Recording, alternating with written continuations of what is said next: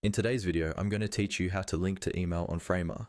If you're designing a website in Framer and you want visitors to be able to contact you with a single click, adding an email link is a simple but important step. By the end of this walkthrough, you'll know exactly how to turn any element, like a button or a piece of text, into a clickable link that opens the user's default email app with your address already filled in.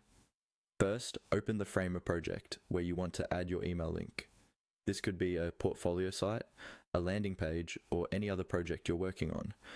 Make sure you're in the editor view, not just the preview, so that you can select and edit elements on the canvas.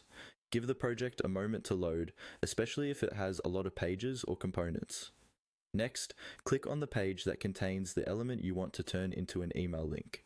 You can do this either from the Pages panel on the left or directly on the canvas by selecting the frame or element.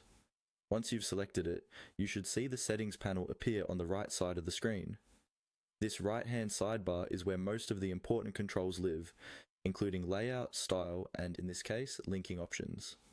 Now, with your element selected and the right sidebar visible, look for the section labeled Link or any area where you can define what happens when the element is clicked. This is usually found under Interaction or Navigation settings. Click into the link field to activate it. To create an email link, you won't just type the plain email address. Instead, you'll use the mail to format. Type mail to, followed directly by your email address. For example, mail to example@domain.com. There should be no spaces. This tells the browser that when someone clicks this element, it should open their default email client with a new message addressed to you.